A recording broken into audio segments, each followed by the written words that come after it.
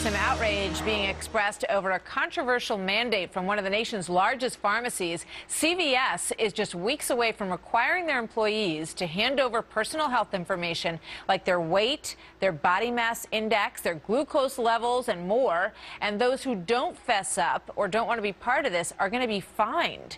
An annual fine of $600 if you don't turn over this information. CVS says it just wants to help those employees to be as healthy as they can be. Judge Andrew Napolitano joins us now, our senior judicial analyst, who's in great shape these days and would have no problem turning over his data. He's happy to share it with us. Very kind. So what do you think?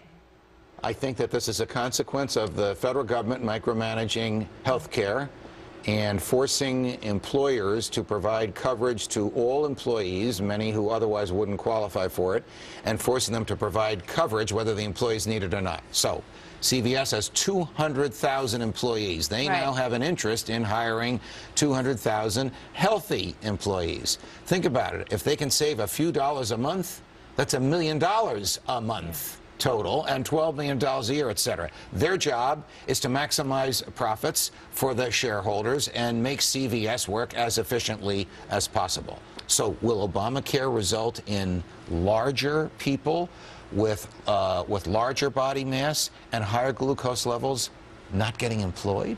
Would that be an unintended consequence of Obamacare? You know, there's a couple of things that I see at work here. One is that if you don't want to sign up for this program, you're not going to want to work at CVS, right? So they're going to attract people who are okay with signing up for the program. The other interesting thing to me is that, you know, every company has a $63 charge now for every employee under Obamacare. So this comes out to about $600 a year. So if they decide, and I think a lot of companies are going to look for ways to sort of pass that cost on to the employee from Obamacare. One of the reasons this is so expensive is because Obamacare has a one-size-fits-all.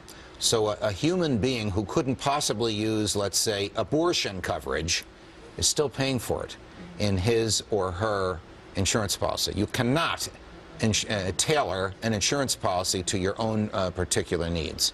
We knew that was coming, but I don't think we realized, even those of us who didn't read all 2,700 pages but have a good understanding of what's in there, I don't think we realized the economic effect of people not being able to get jobs because they're overweight. And maybe judges are going to have to decide, what's obese? What is overweight? Is it 10 pounds heavier than your height? Is it 20 pounds? Is it 50 pounds? Let's take a look at what CVS says about this, because they have this statement. All personal health data from these screenings are collected and reviewed by a third-party administrator.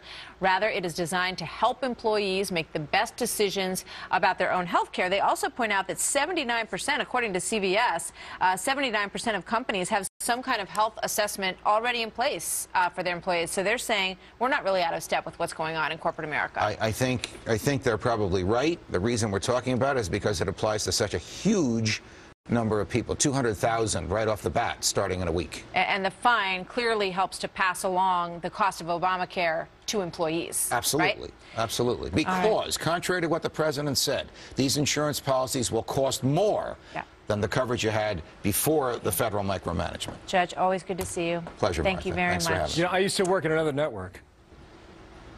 The other place, TOP. You had to sign a no-smoking agreement. Huh.